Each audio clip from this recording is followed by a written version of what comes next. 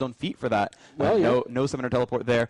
Meanwhile, on the other side, we actually do have Ignite being picked up on that Taric, so he is going to go for that anti-heal, try to play aggressively.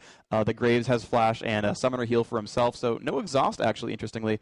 Whereas Nif actually taking Clairvoyance, so no Clairvoyance for White Lotus, yes for SK, but that Ignite is going to really counter that heal spam. So, the Soraka heal is worth about 320 at max rank. The summoner heal on Sivir is going to be another 300 or something. Those are both going to get shut down during those 5 seconds.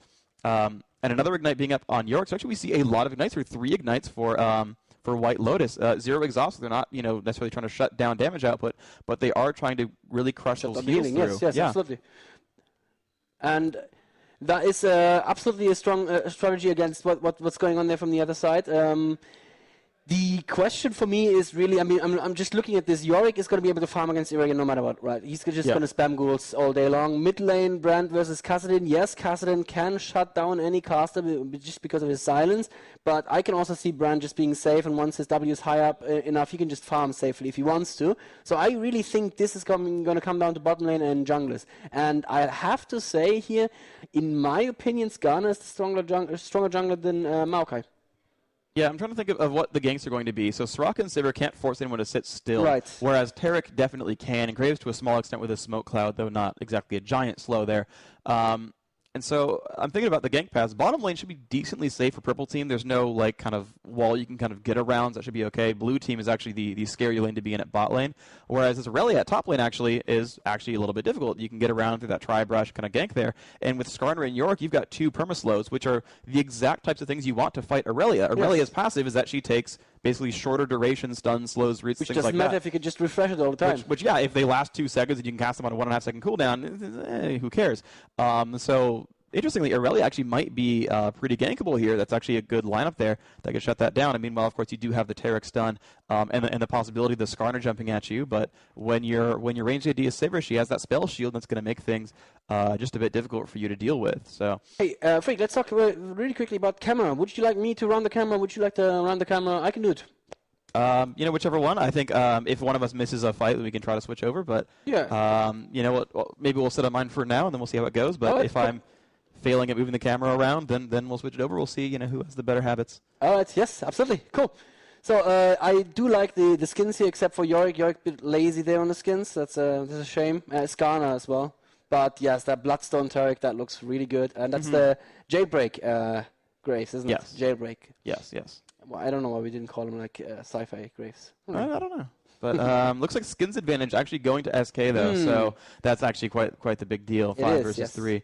No, it's not. No, last see, but you corrected me. I think it's my role. Oh, yeah, that's fair. Skins don't really matter, guys. They just make you look prettier. That's true. Yes. Which can make you more popular as well. So that's true. Yeah. So do look pretty. I still like telling the story of when I was at CBIT last year, and one of the players came up to me and was like, dude, Piltover Customs Blitzcrank is so phenomenal. The first time I played him, I actually died because of the skin. because I pressed W, and the horn sound made me fall off my chair laughing, and when I got back up, I was already dead. So there, you got to be a little bit careful about that, but else you'll be okay. So we are into the game. You can see White Lotus, blue team here, spawning in the bottom left, and they're, of course, going to be fighting against SK. It looks like actually a pause called in from Ocelot real quick. And I'm not actually quite sure what the problem is. He says back with Sleazy. Oh, Sleazy's resolution is wrong. So. All right. Okay. So he's just changing resolution right now. That shouldn't take too long. And yes, we do have a pause feature. I'm pretty happy about that. Yeah. All right. Okay. Ready. Going. K. Looks like they're going to be all right to go for this, and then we'll be back into the game. So. Yep. Not a big problem here. All right. Let's see if they actually want to have a fight at level 1. 7 unpause. No, try /unpause. That's better. 7 is a good way to start. Yeah. Yep, and play is resuming. That's beautiful. Okay, cool. So let's see the pickups from the supports here. Very, very standard from Soraka. A pink ward, 2 green wards, a potion, and a fairy charm. Does that mean that she had the gold masteries? You're the king of math. I'm trying to think, because if you get a pink ward instead of a green ward, that instead of 2 green wards is 25 gold off. You could have done only 1 point in it and gotten this startup. All right. But needed some of it, yes. Actually, here's what you can do. You just check the gold, and you can see that she has 1 point in it. I was right. Oh my gosh. Look at that. Not that. Look at I'm you so being happy with right. myself right now. That was like. I was like, I don't want to calculate that. I know Freak enjoys calculating things like that, so I'll just let him do it. Yeah, I do know that if you do Fairy Charm 1 potion, 4 green wards, that's 0 money if you got the gold mastery, if you got wealth. And so I'm like, well, let's see. Yeah, okay, anyway. So we actually have Brand just waiting up in mid. We can see the oh, wow. You are, yeah, okay. So they're basically just looking around, trying to see the invades. You can see York up here watching the top, Brand watching mid, Graves watching towards the bottom. We had Tarek actually up towards the top in case there was an invasion, but he came down, and we're going to see if they actually go for the golems. So I've actually seen this a lot. Recently, as players, their bot lane will go for the double golem. There's the ping. Yep. Yeah, if you do it right, you take nearly no damage. Let me just point out something cute real quick here. Maokai actually starting with 15 AP. That's exactly the amount of AP you need to one-shot the Wraiths there. Yep. And so that I'm sure he picked up from the Odd One, because for a long time, nobody but the Odd One actually did that. And yep, that is a very, very quick way to start. Look at that. So very, very quick to go to the Wolves right now. And he's probably just going to skip the Wolves and go for blue, yeah. So he starts basically with 3 Wraiths. That is pretty much a big deal. Yep. And Nif, very beautiful there, just to give vision on the other side, and just to shave off a few more seconds of that jungle route. Absolutely, and you can see pulling that golem, actually taking a lot of damage for it, actually just letting Maokai go into this lane with full health. You can see Nif just actually sitting there tanking for a while, but got heal at level 1 is going to be okay. Sleazy, you can see, almost full health, has not used the potion, and that's going to be fine. Top lane, do you think it's going to be an aggressive, like a lot of damage coming out from York, or will it be a full sustain fest? I would expect the sustain fest, just like spamming Ease. What's he called? Hungry, right? He's just going to spam Hungry all the time. Fair enough. Isn't it Stinky, Spooky, and Hungry? No, Spooky, Stinky, and Hungry. Right? Yeah, I think so. Yeah. Spooky, Stinky, and Hungry. Omen of Famine, by the way, for those who want to know. The name of the spell and not the ghoul. Yes. Right. Yep. Bottom lane looks like just the usual farming, everybody being very, very passive there. And Ocelot has actually taken quite some damage already there. In mid lane is popping potions and is holding back. Obviously, Kassadin is not going to be that strong until he hits level 6. That's when he becomes a threat. Interestingly, he actually put level 2 into Netherblade, so he's using that either to regain some mana to spam Qs more, and also when you activate it, you last hit pretty easily. Your attack basically goes up to like 100 or so. And I'm just looking at his whole setup, and he's only got 10 AP, so he's got runes somewhere that aren't just flat AP. So. A little bit defensive of a start there for him. A little bit magic resist, I believe. And the reason he eats another W. Ooh, that wasn't so good. Anyway, the reason he does the W, of course, is because he's going to use the R offensively, and then when he's in your face, he's going to want to proc the Netherblade. Yeah, absolutely. So I would even be surprised to see him maxing it first. I mean, really? Or second after Q, obviously. I mean, Q interesting. We'll have to see. He's probably going to get a little bit of E just for the slow, but so far it's two in Q and 1 in W. Maokai is coming in to gank top lane. Sleazy's there in the brush, already level 4. That's fast. Yeah, absolutely. He's going to wait for... Yep, he goes for the last hit. There he goes, up in there. Got the root down. There's the slow as well. Famco taking a lot of damage, down to half already. Jumped in from there by Aurelia, but he's going to get out just in time. 200 health as he's going through the health potion. Meanwhile, mid, a little bit scary for Ocelot, but he's surviving for now. Oh, and Sleazy failing the flash there as he just came back because Famco did pop the ghost to get out of that gang. Sleazy left, and then he was like, haha, psych, I'm going to come back and flash back in, but unfortunately he got stuck here right at the corner there. Oh, that could have been a first blood right there for SK. Okay, and you can see Ocelot, though, down to half health, has used his last health potion here. And Sleazy coming back to gank mid. He's just still not farming. He's going for this jump onto Force. Follow him around. You can see that he is going for a last hit, and there is Sleazy. Of course, his flash is down, which means he can't do enough there. I won't get anything out of that one.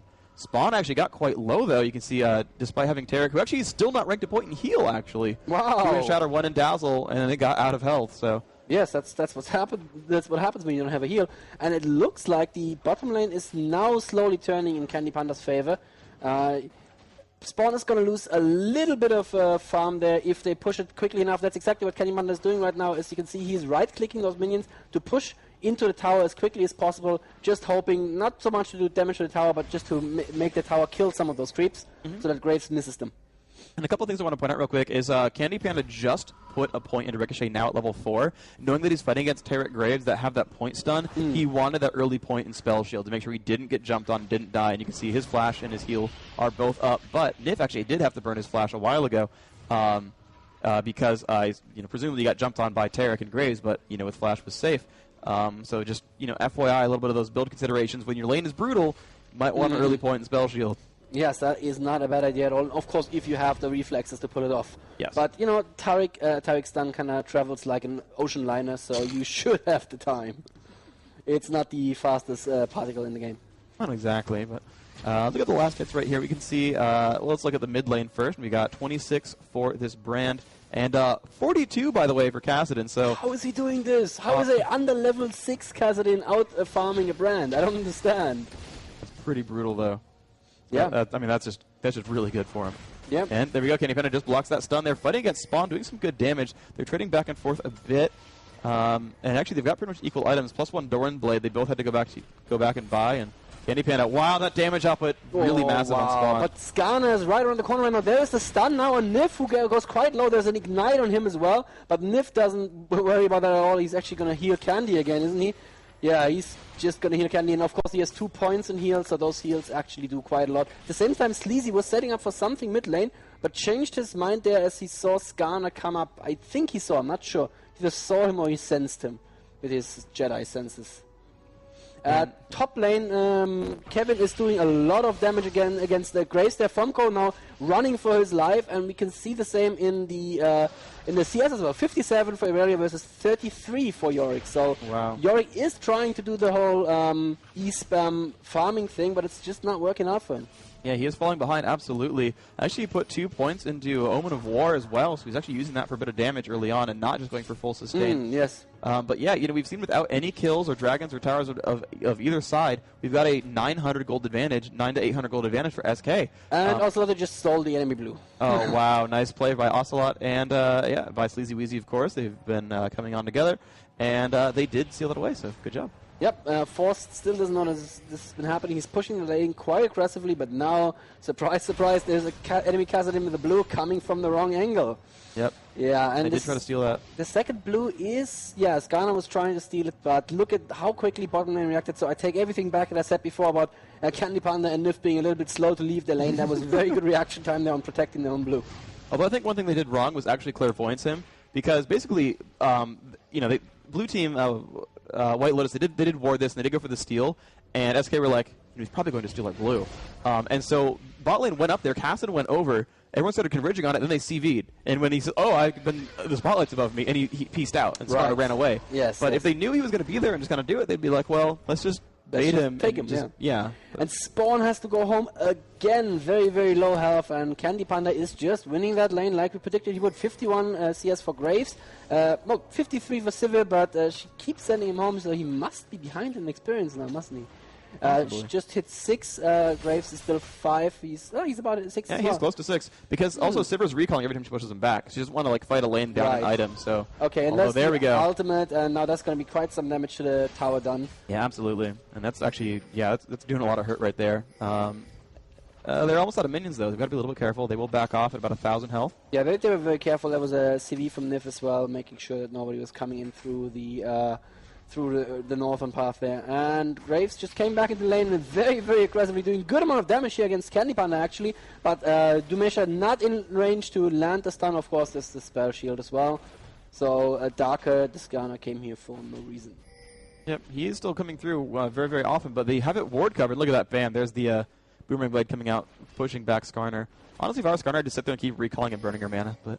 Yeah. Oh, and actually, nope, I take it back. Ocelot is actually leveling the E. He just leveled that up to 2 right now. He's level 8 now. And there's the tears as well, and a second mana crystal. So, yeah, he is getting ready to use that R very, very aggressively in fights. We're thinking Catalyst from that one? Yeah, I'm guessing a Catalyst into probably Banshees after some AP items, because it'd be crazy to just build a late Rod of Ages. I mean, that would be pretty late, like a 15-20 minute Rod of Ages. You need the game to go 40 minutes. Yeah. It's 20 minutes, right? For the Rod of Ages. 10 minutes. Is it just 10 minutes? Yeah. For the fully oh, okay. Yeah. It's not that bad. Not playing APs. Don't worry, you only work for the company that makes this game. Yeah, that's fine. There's no expectation whatsoever of me being good at the game. Valid. Right, it looks like White Lotus are setting up for Dragon right now. Let's see if SK are aware of this. Oh, they have a pick right there. They see him. White Lotus does not see bottom lane coming in yet, though, because Graves is actually still chilling. And, hey, by the way, they're rather nearby. Though Soraka did go to heal, so they've got to make this happen really soon. Graves has shown up there. There we go. In on to Darker. Darker taking quite a bit of damage. Boss Bandit in there as well. Sleazy almost getting blown up immediately. First blood does go down onto Tarek, but there's the Brand ult picking up Sivir back, but does get the kill back onto Skarner. Up here we can see Sleazy still jumping onto Force. Force might not get enough damage out, but it's going to be close. He will pick up the kill, but he'll die too. Banana! Yeah, Soraka doing too much damage now, double buffed. And there's Kevin right now onto Spawn. Spawn getting very, very low. Misses one of the ultimates. There's one more hit, and I think that's going to be a very dead Graves. Yep, there's the slow, and there's the kill. Ocelote taking the kill for himself. That makes sense. I think that actually ended up better for SK. That was 4-2. 4 for 2, and I think Dragon's still there. Yeah, Dragon is. Dragon's still there, so very good job at SK, and of course they run by and like, yeah, sure is right there. So great job at SK, good coordination. They almost got that first kill, but I feel like Brand's ult was a little bit late. And that we sort of had the first kill already happen. Tarek died, and then I started seeing Pyroclasm come out. But if he'd gotten that early enough, I mean, they got such a fast kill on that Sivir. She did drop down right after that first kill happened. And if they'd gotten her, you know, just a second or two earlier, she really did cause most of that damage there. So yeah, Skarner ulted her, and she was like, you know what, I know I'm going to die, so I'm just going to right-click someone before I die. And that did a lot of damage, because that, well, she just has the 2 Dawn's Blades right now, but that is enough. I mean, that's good damage with W and the Q going through the entire enemy team. Yep, that Boomerang Blade. Like they are looking to take bottom tower right now. I almost have it, actually. Yep, and those bananas now applying red buff. Nif with infinite mana doesn't exactly have problems casting heals now. Yes. And they are just chain pushing. You can see Soraka Sivir running up there, just tossing a Boomerang Blade and Ricochet. And that turret might fall soon. Or I guess they're going to take that time to recall. They don't even want to go for it. Interesting, interesting. They may have a lot of money in their hands right now. Yeah, 1,900 gold on Sivir. You do want to go and spend that. Maybe buy yourself a best friend.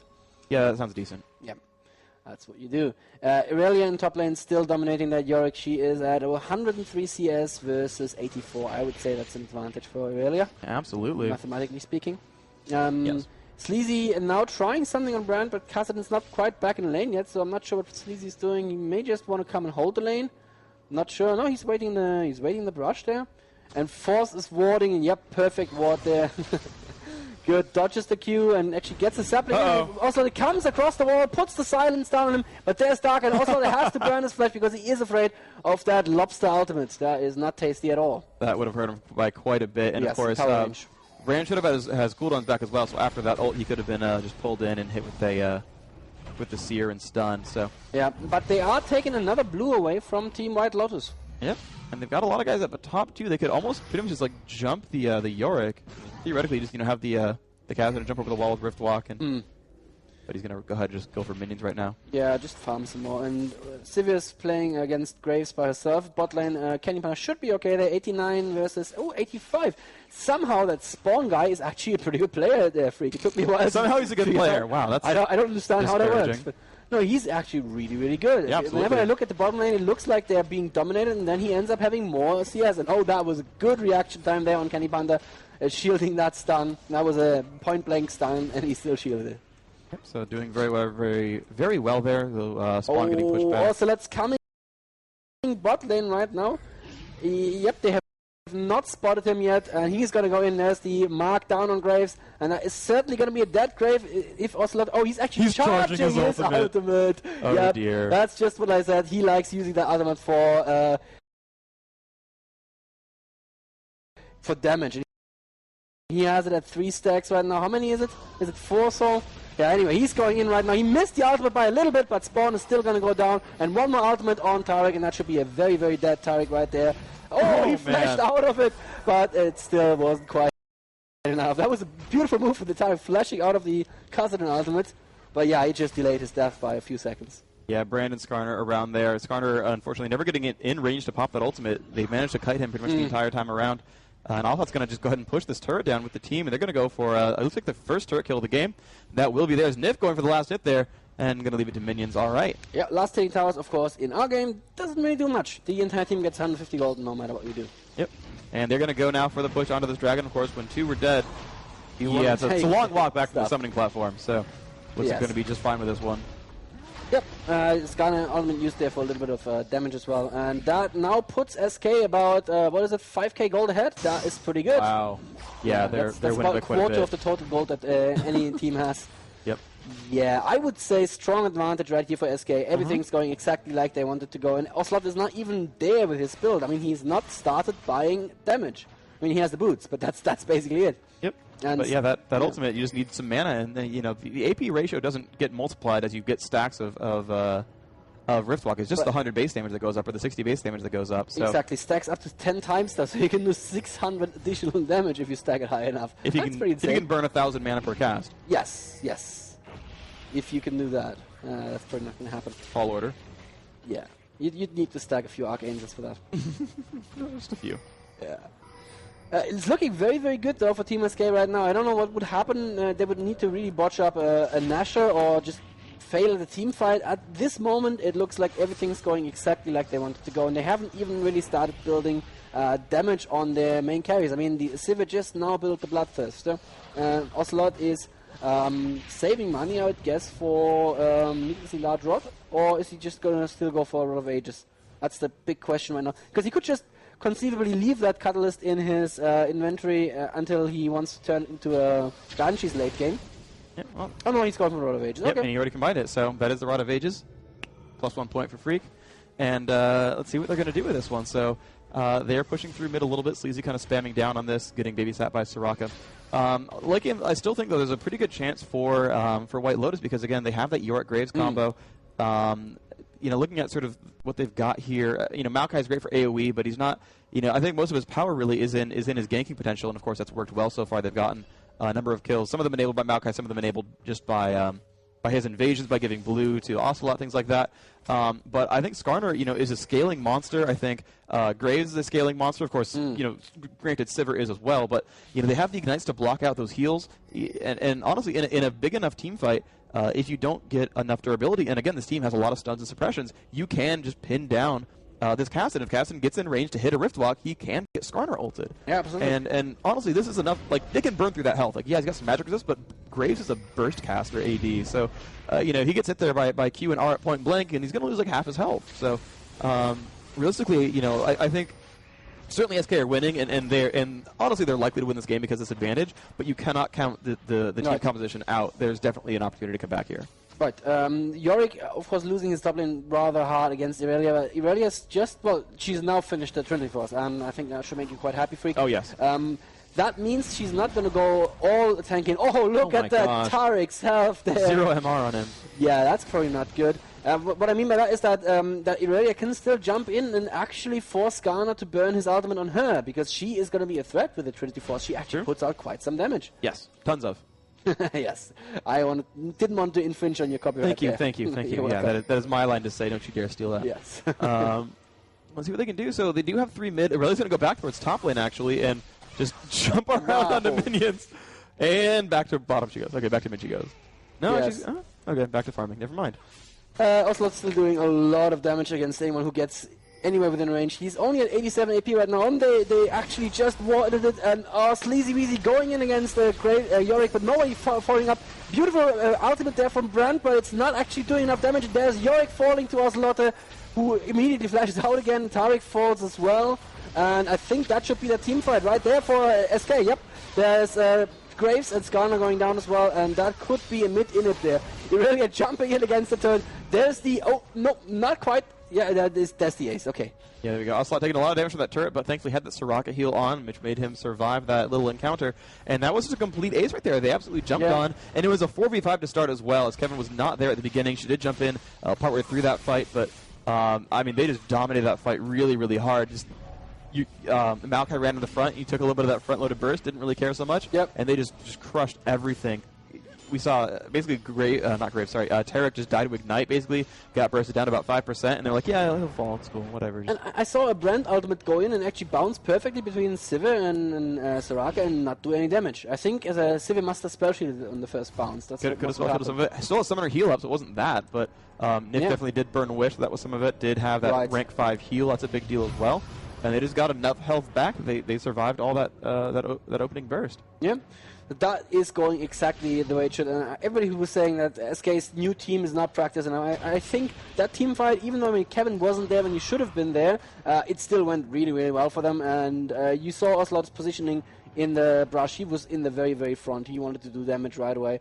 And I really liked how he jumped over the wall with his ultimate just to finish someone off and immediately flashed out again before White Lotus could take advantage of the fact that he just got himself into the fight. That is definitely a very smart move. Yep. You can see Candy Panda does have his Bloodthirster. That is actually all the way already stacked. Wow. Trying to see what Graves has, because he was winning. He was, tied in minion kills, and Graves, oh wow, he has a pickaxe and Doran's blades. Yeah. He's going Infinity Edge, but I mean, that's the 8 assists versus 2 assists, right? And 1 kill. Just now enough gold to buy a BF sword. He's just very much behind in items. Yeah, I was finding Tariq here in the middle of the enemy jungle, and oh, so much damage! One more ultimate, and that Tariq is definitely down. Oh, nice! That was a nice little combo there, but it's not gonna be enough. He stunned him and immediately flashed, hoping that he'd get away before he could ulti after him, but that didn't happen. And he even had the clairvoyance to spot. He's like, hey, this guy flashed. He stunned and flashed over the wall. Can you see V? Yep. Okay, there he is. Oh, Easy. wow. That was great. And Spawn! What are you doing? Ocelot is still around. And I'm not quite sure why Ocelot's not falling up. He didn't see the rest of the team, I guess. But that would have been like one more ulti. Kevin and Boss Spawn are not in any trouble at all as Sivir just pops the ultimate. Kevin actually has to flash because he doesn't want to get Skarner ultied. Could get Sivir. Yes, actually gets Skarner ultied right there. And that is definitely a dead Sivir right now. Even Old says, I really want you to die. Yeah, that was necessary. But okay, I guess that's a kill. It's an 86 second cooldown. That's honestly not that bad. Okay. By the time Sivir gets back into another team fight, it'll probably be up. And actually, one thing that's actually really good about that, not only did they get, of course, the gold and the experience for the kill, but now Sivir has to restack that Bloodthirster. That's true, that's true. She's just lost 40 attack damage and 10% lifesteal. That's actually a pretty big deal. Maybe Kevin should have just stayed there and made himself available for the Skarner ult, you know? Yeah, maybe. She could have maybe tanked it. Yeah, yeah. But yeah, still, that doesn't change anything about the game. SK are more than 11k gold ahead right now. Yeah. And actually, we just missed Kevin killing somebody in top lane. Why was just Terry top lane? I don't know. Farming, I guess. I guess. Or being farmed. Rather. Yeah, well, yes. As the case may be. Yeah, so White Lotus, definitely a very strong team. I mean, the bottom lane is very, very impressive here. But they may not be quite on the same level as SK. And I don't think anyone really expected them to make it out of the group stage here.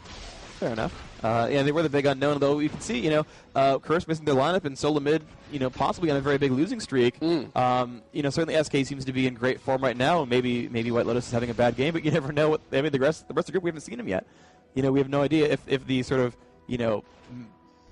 just thrown together lineup of Curse is going to do well, or if Team Solo mid is going to pick up their game because they hadn't been doing that well in scrims before, so you never quite know. And they're actually going to jump in right now. They pop the Shirelles, and there we go. Force has been knocked, and oh man, that is bad for you, taking so much damage. The ult does go off. Sleazy might get killed right away. The Maokai rather low on health, but looks like Tariq will fall. Sleazy, one more take of Ignite, will drop as well, so that's 1-for-1 in this fight. And there we go. Ocelot is running around, blowing people up. Has fallen. Now Darker's gone, though. Looks like they've lost 2 for 3, and SK are coming ahead farther and farther. They've dropped another one. Now Spawn is alone, but he's alone against 2, which isn't too terrible. Kevin can't quite chase that one down, and looks like they have Panda died to tower, actually. That's he didn't manage to get it out of tower range in time, and that Graves, that kill went to Graves, but it was actually the tower finishing him off. Well, that's going to happen sometimes when you jump into a team fight inside their base. Yes. I hear base defenses couldn't matter sometimes. Kind of, yes. They can be kind of painful like that. But still, yeah, I mean, that wasn't a perfect fight there. Ocelot dying way too early there as well with his very, very aggressive usage of his ultimate. But still, SK are in a position where they can actually allow themselves to do something like this and just play a little flashy. They're still winning this game. Yeah, they did pick up a turret. They did pick up, +1 kill, which of course is very relevant. Sivir dying again means again she's still, out of Bloodthirster stacks. But with the surviving member being Graves there, Graves is 2-3, and being 2-3 on a losing team is not so bad. And this Brand 3-3 as well. I mean, they are kind of the main carries here. I mean, Yorick's job is to make Graves better, let's be completely honest. Yorick's power level individually doesn't matter so much, so the correct champions are getting all the kills. And also one thing to point out, depending on when the assists were timed, Tariq being 0-6 means he's not worth all that much gold, which means that, those kills mean a little bit less individually. And of course you can see, they've got 12,000 gold in the advantage. Obviously it's a big deal, but it's where that 12,000 gold is the most important part. And actually, Skarner had to pop his Shirelles to get away from just Ocelot and Sivir. I like that too, by the way. In the fight in top lane just now, they coordinated Shirelles with Sivir ultimate. Very, very powerful, of course. That's just so much move speed for the entire team. A little bit. You get in range in no time at all. Yep, and now actually an Atma's being picked up, so she's actually relying quite a bit on auto attacks. You can see 183 attack damage, quite a bit of attack speed as well. That critical chance in there for both Trinity Force and from the Atmas. That's actually a pretty big deal. She's actually, going for a lot of that fighting there and isn't stacking giant resists, only 100 magic resist, for example. Yep. Now they're going for the bot inhib, and the question is, will White Lotus actually try to contest this? Will they try to go in and open possibly with another Skarner ultimate on one of the carries? Ocelote poking a little bit by using his ultimate to keep himself safe. They don't have to commit to a fight at all. They can just wear down the inhib slowly but surely. And there's the Sivir ultimate, making sure that they don't want to, White Lotus don't want to attack into this right now, and they just give up the inhibitor. Yep, the mobility advantage is definitely very, very big from SK, and that they got the inhibitor. Of course, they just caught Darker. Oh, no. Skarner, you were alone, and that was a mistake, and you are gone. And now it's a 5v4. The Sivir ult is gone. Of course, it did allow them to get that kill, as they ran over rather quickly. And that's going to be Baron. That's going to be definitely That is likely Baron. You're absolutely right there. Without the smite on Team White Lotus, there's absolutely no danger to SK. And Ocelote's even going to hang around and say, like, yeah, you want to go and check Baron? I'm going to one-shot you. That's true. Although, Oracle's on Terex, if he doesn't get caught, there's the ward. Oh, wow. If Ocelot goes for this, he's crazy. Yes, well, he is crazy. We know that already. A little bit of damage. There's the Ghoul. Face checks that brush. He's going to bait the team away a little bit. Yeah, he's They're down to half. He actually can't go for it, so they're going to jump in on the enemy team. Oh, my gosh. You are so incredibly dead, Mr. Tarek. And they've actually jumped in onto Spawn as well, who's actually dropped immediately, being revived by Yorick. Ocelot having to run away. Kevin pretty low as well. Can Spawn do enough damage? Everyone flashing away over walls. Kevin very, very low. Will fall down. And Sleazy's in the middle of this as well. Will Yorick die? He's actually baiting for Ocelot. And the Sivir Q comes out as well. And they do pick up that kill. Only Kevin died, and they picked up 3 kills for it. That was incredibly good team play by SK. That looked a little bit hairy for a while. Yeah, Ocelot flashing in and using his ultimate here to go after Skarner. Now the Shirelli are used by White Lotus, but as soon as they run forward, they turn around and run backward again because they realize there's all of SK, and there's the ulti kill from Ocelote. It's not looking very good for you right now, Darker. You are in a bit of a sticky situation. Yep, he's going to try to get himself out of there, but it's just not going to happen for them. It looks like we're at the scoreline of 23-7. Freak. SK are going to close this game out. Yep, they're onto the middle inhibitor now, and the ability of their team to just jump onto people is really, really phenomenal. They've got Cassidy who can jump in and out. They've got the amazing route from the initiate from Maokai. Yeah. And of course the ability with that Sivir ultimate just to have everyone run up there, and even the slower members like Sivir without her ultimate, of course, and Soraka, they're actually going to be pretty quick when that is on, and it's enabled them to jump onto people and do a lot of great things with that. Yeah, and it doesn't look to me like White Lotus really have an answer. I mean, they do have a good damage output right now from Graves. Brent never really got there with just 135 CS. He has a Rylai's. I mean, that's great for you. It's going to make people slow, but it's not going to do him all that much damage. Yep. And that is really the problem. You have 1.5 Graves assists. They're doing the damages. Yep. That's really it. Well, he does, and a seal. So he's a force to be reckoned with. But on the other hand, look at the other team. I mean, there's Sivir doing tons of damage. There's Trinity Force! There's a Trinity Force on Irelia. And Ocelot is also kind of big deal. Yeah, absolutely. I mean, I really would take, as far as individual damage output, I would take this Graves over this Sivir, just because the amount of damage there from Infinity Edge Seal is very, very large, and just in general, the steroids on Graves are quite good. But, it's not going to matter when you've got the full team to consider. You've got, the Spell Shield can stop a lot of that initiation. Right. You actually saw her block Skarner ultimate last time. That's when they had that 2v4 at the turret. That was because Skarner tried to get Sivir, and she blocked the ultimate with Spell Shield. And that enabled her to survive and enable the rest of that team to fight because, Skarner committed to a battle that was basically counter-initiated. Yeah. And now they're just going for bottom. Tell me, Resident 24's expert, how does it work with the W? Oh, sorry, as we just see a team by breaking out right there. They're jumping immediately on Yorick. Yorick goes down in no time at all. They're fighting inside the Maokai ultimate. That's, of course, not a great idea. Kevin picking up the kill on Tarek. They is going to pick up the kill on Graves as well. Actually, Nif getting the kill credit there for Skarner. They're ignoring the rebirthed Yorick, who used his ultimate on himself, I guess, because he got focused so quickly he didn't get in range of Graves. And that's the team fight right there. Already another ace. And I wouldn't be surprised to see a surrender right now. Yeah, they're definitely very, very good. Excellent job. GG, well played out there. And SK now going for just the last couple turrets there. The next is going to fall as well. And this is going to be GG. SK 1-0 in the group stage. Next match, of course, will be Curse versus Team Solomid, who have finally shown up at the venue. And we're going to see how the rest of this goes down because there's still so many more games to show. You were correct in your prediction about SK being the team to beat, and they've done phenomenally, but we do not know how the rest of this will turn out. So, stay tuned. Of course, we do have many more games to go. And so, let's look into this game, in particular.